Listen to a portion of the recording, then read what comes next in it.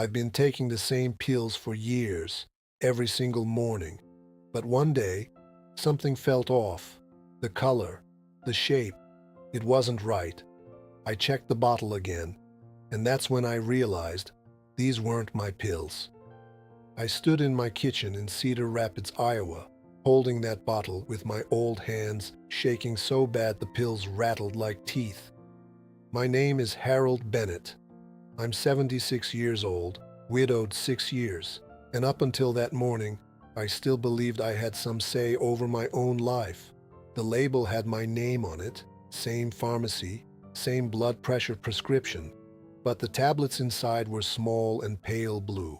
Mine were white and round, always had been.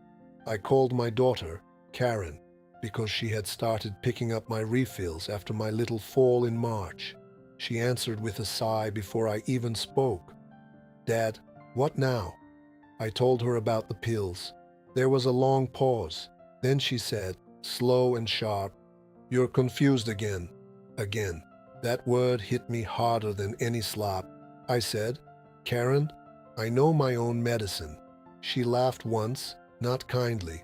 "You also thought somebody moved your wallet last week and it was in your coat. But it wasn't in my coat. My grandson Tyler had brought it back from his truck after I asked too many questions about a missing bank statement." That morning, things started lining up in my head. Karen changing the locks for my safety. Tyler sleeping in my spare room because he was between apartments. My checkbook disappearing from the drawer. The way they lowered their voices whenever I came into the room. 2 nights earlier, I had heard Karen in the hallway. "He's getting worse," she whispered. Tyler said, "Then do something before he changes his mind." I thought they meant the house. Now I looked at those strange blue pills and wondered if they meant me. I drove myself to Miller's Pharmacy, even though Karen had told me not to drive anymore.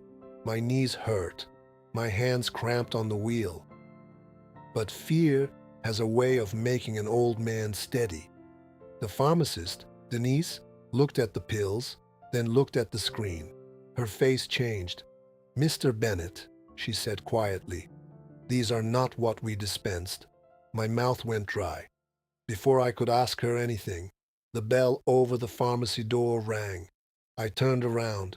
Karen was standing there, breathing hard, her face red with anger, and behind her was Tyler, holding my spare house key in his hand. Karen marched straight up to the counter before I could say another word. "Dad," she said through clenched teeth, "what are you doing here?" Denise looked uncomfortable.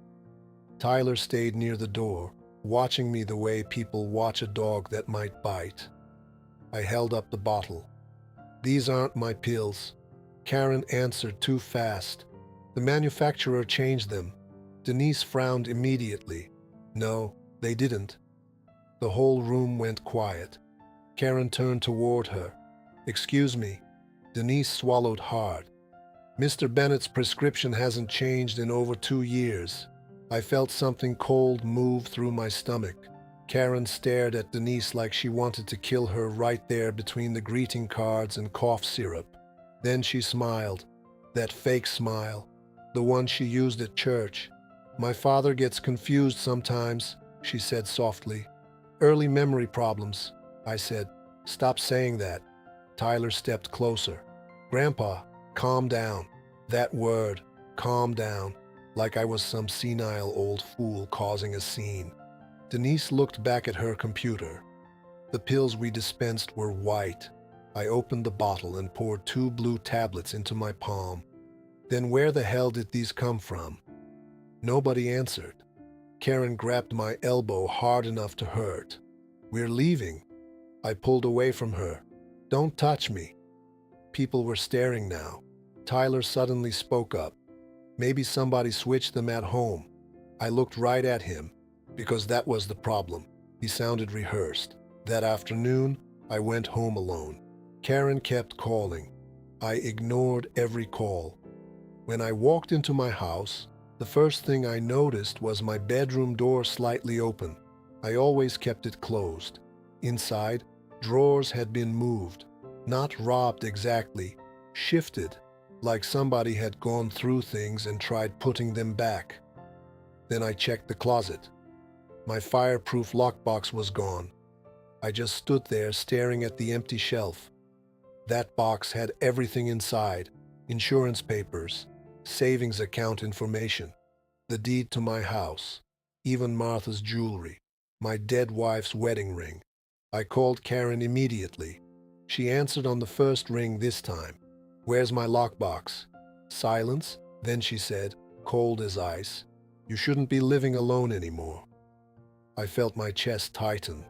"Where is it?" "You forget things, Dad. You hide things. Last month you left the stove on. That was one time. You're declining." I gripped the phone so hard my hand cramped. "You took it. We're trying to protect you." "We." That word again. I heard Tyler in the background whispering something.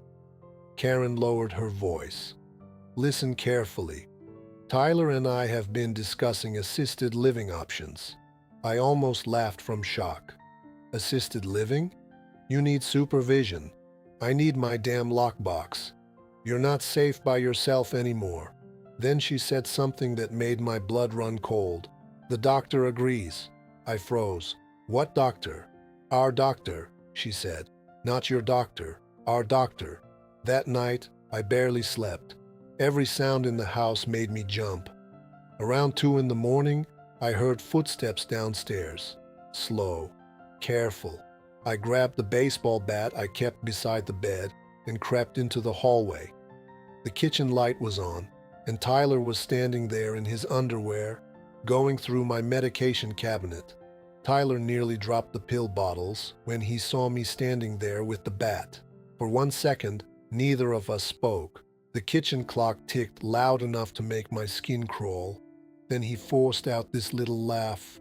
"Jesus, Grandpa, you scared me." I looked at the open cabinet. My medicine was spread all over the counter. Blood pressure pills, arthritis pills, sleep aids, and beside them sat a small orange bottle I had never seen before. I pointed the bat at it. "What's that?" Tyler moved too fast, snatching it off the counter. "Nothing. Let me see it. It's private." Private. In my house? At 2 in the morning. I stepped closer and smelled alcohol on him.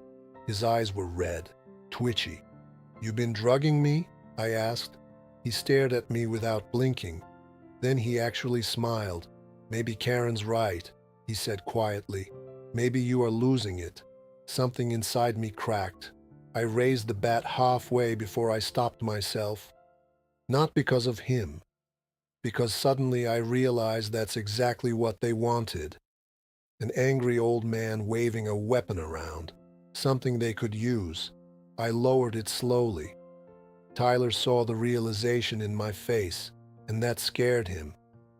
The next morning, I drove to my old doctor's office without telling anybody. Dr. Levin had treated me for almost 15 years. He knew every surgery, every prescription, every bad habit I ever had. But when I checked in, the receptionist looked nervous. "Dr. Levin retired last month, Mr. Bennett." Nobody told me. A younger doctor came out instead. Tall guy, clean beard, expensive shoes. Dr. Colin Reeves. He already seemed irritated before we even sat down. Karen had been here first. I knew it immediately. He folded his hands. "Your daughter's very concerned about your cognitive decline." I stared at him. "My what?" He opened a file. "Confusion, mood swings, aggression, memory lapses." "Aggression?" I thought about the bat. That sick feeling came back. "I want to see my records," I said. He hesitated too long. Then he turned the monitor slightly away from me. That told me everything. "Have you prescribed me new medication?" "We've adjusted treatment to help with anxiety and instability." "We," again that damn word. "I never approved anything." "Your daughter has medical authorization." The room started spinning. "No, she doesn't." He frowned. According to these documents, she does. He pulled out paperwork.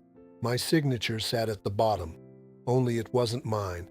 It looked close enough to fool strangers, but not me. I felt cold all over. That's forged. Dr. Reeves' whole expression changed after that. Not concern. Fear. He stood and closed the office door. Then he lowered his voice.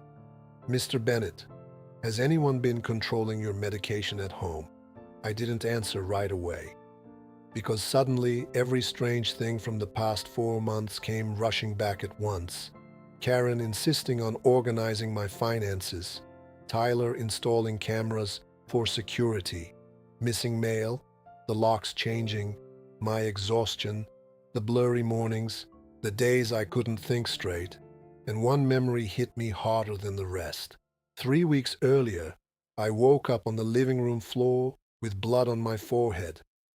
Karen told everybody I'd fallen drunk, but I hadn't had a drink in 11 years.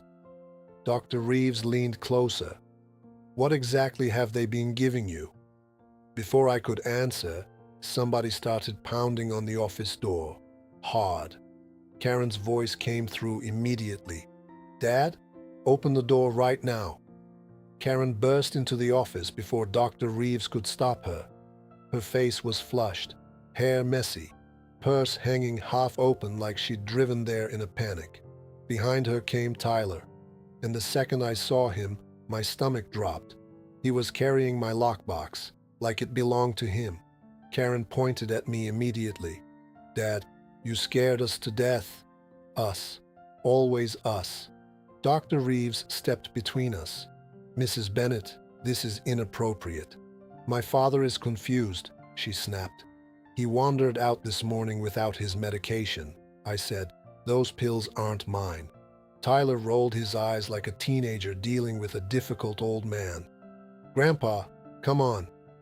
Then Karen did something I still can't believe. She pulled papers from her purse and handed them to the doctor. "I think we need to move forward with the evaluation." Evaluation. I looked at the top page. Cognitive competency assessment. My hand started shaking again. "This is insane." Karen's voice softened instantly. "Fake sweet. Fake worried. Dad, nobody's trying to hurt you." But then why did she look terrified?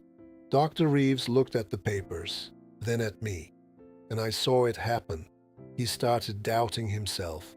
That's what scared me most, because once people think you're old and confused, every word out of your mouth starts sounding crazy, even when it's true. Karen stepped closer carefully, like I was dangerous. "Tell him about the stove fire." "There was no fire. The neighbors smelled smoke.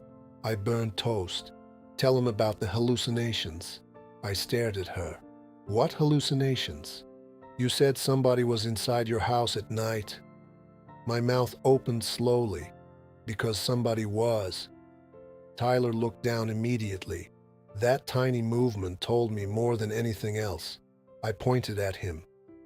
"You were in my kitchen going through my medicine at 2 in the morning." Karen didn't even blink. "He sleeps there sometimes because he's worried about you." I laughed then. A horrible laugh. Loud. Bitter. Dr. Reeves looked uncomfortable now. "Mr. Bennett," he said carefully, "have you experienced confusion after taking the medication?" "Yes," I snapped. "That's the whole damn point." Karen moved fast after that. Too fast. She stepped beside the doctor and lowered her voice like I wasn't even there. "He gets paranoid when he skips doses." I felt something break inside me hearing that. Paranoid. Like I was some old lunatic losing his grip. Then Tyler opened my lockbox. Right there in the office. I saw Martha's ring inside, my insurance papers, my bank records, and sitting on top was a new will. I had never seen it before. Karen grabbed it quickly, but not before I saw the signature. Mine. Forged again. The room tilted. "What is that?" Nobody answered. I stepped forward, but Tyler blocked me with his body. For the first time in my life, my own grandson looked at me like an enemy. Karen finally whispered, "Dad, please don't make this harder." Harder, like they were already committed, like this thing had been moving for a while. Then Dr. Reeves held out his hand. "May I see that document?" Karen hesitated. Big mistake.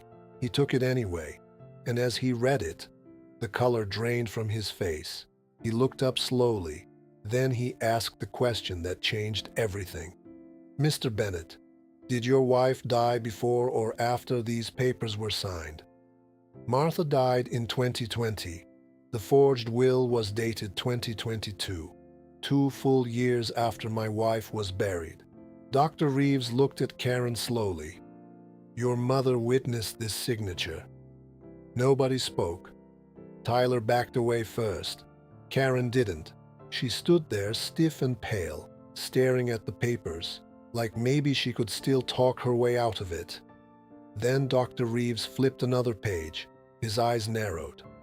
"There's also a notarization," I said quietly. "My wife was dead." The room felt airless. Karen finally snapped, "You don't understand." That was the first honest thing she'd said all day. Dr. Reeves straightened. "Mrs. Bennett, I think you need to explain exactly what's happening here." And finally, the truth started crawling out. Not all at once, piece by piece, ugly piece by ugly piece. It started with Tyler. He muttered, "We were trying to protect the house." I looked at him. "From who?" Silence. Karen closed her eyes for 1 second before saying it. "From debt." Everything inside me went cold. Not my debt, theirs.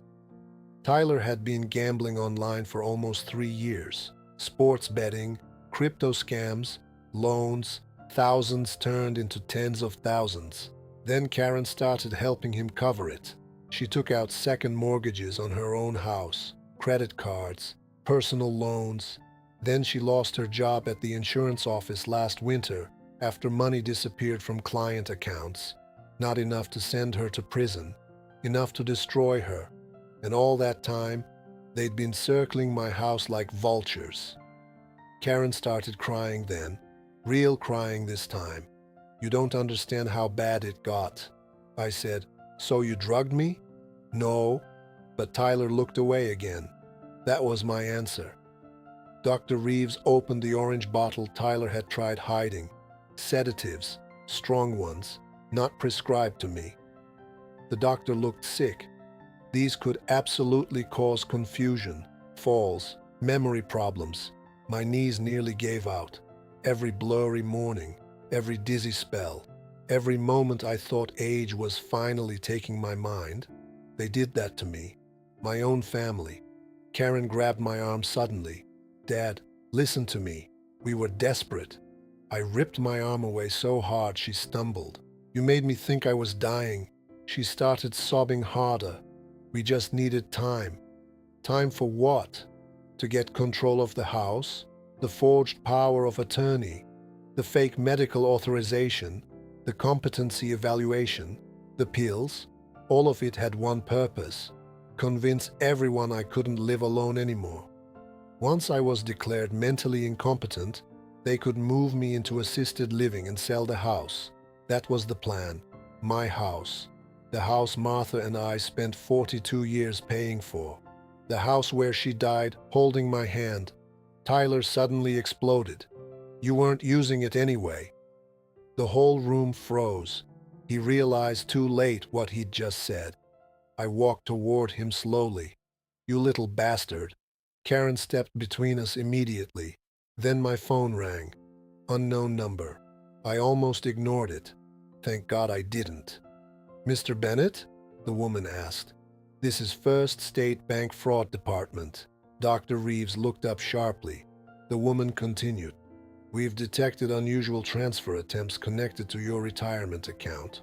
My blood turned to ice. "How much?" There was a pause. Then she said a number so large, I honestly thought I heard her wrong. And when I turned toward Karen, she wouldn't look me in the eye anymore. I couldn't breathe.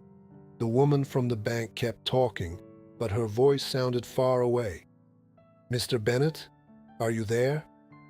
Yes, I whispered. We flagged 3 attempted wire transfers this morning totaling $480,000. Dr. Reeves stared at Karen. Tyler sat down hard in the chair behind him like his legs stopped working. I said, "Were they completed?" "No, sir. 1 transfer was stopped. 2 are pending authorization because the caller failed security verification." Caller. Not callers. Caller. I already knew who it was. Karen started shaking her head before I even looked at her. "Dad, please." That word finally made me angry enough to stand straight again. Not scared, not confused, angry. I walked toward her slowly. "You stole from me." Tears poured down her face. "I was trying to save us. You poisoned me. I never wanted it to go this far." Tyler suddenly shouted, "It was your money anyway." I turned on him so fast he flinched. "My money." The room exploded after that. Karen screaming at Tyler. Tyler screaming back about debt collectors and loan sharks and running out of options. Dr. Reeves stepped into the hallway calling security. And in the middle of all of it, I saw something sitting halfway out of Tyler's backpack. A small velvet box. Martha's jewelry. My wife's wedding ring. I grabbed it before he could react. Tyler lunged for me. Actually lunged. His hands hit my chest hard enough to knock me backward into the desk. Pain shot through my ribs. Karen screamed. Tyler froze instantly after he touched me, like even he couldn't believe what he'd just done. Then came the sound of footsteps running down the hallway. Security, nurses, voices everywhere. Tyler bolted first. Karen grabbed his arm yelling, "Don't run!" But he ripped free and disappeared down the corridor. I sat there clutching Martha's ring so tightly the edges cut into my palm. Karen dropped to her knees in front of me, crying harder than I'd ever seen. "Dad, Dad, please don't do this. Don't do this," like I was the one destroying the family. Security pulled her away gently while she kept reaching for me. And for the first time since all this started, I looked directly into my daughter's eyes. No manipulation, no fake concern, no soft voice, just desperation, just fear, just a stranger wearing my little girl's face. Dr. Reeves asked if I needed an ambulance. I told him no. I stood up slowly on my own. Every bone in my body hurt. My chest, my hands, my heart. Outside, snow had started falling over the parking lot. I walked to my truck alone. Halfway there, I stopped because I heard Karen screaming from inside the building. Not words, just screaming. I reached into my pocket and held Martha's ring under the parking lot light. Then I noticed something carved into the inside of the band. Tiny letters, not Martha's handwriting, Tyler's. And underneath his initials was the date from 3 weeks before she died. If this story hit you hard, let me know in the comments what you would have done in his place. And if you believe family, trust, and dignity still matter, subscribe for more real emotional stories like this one.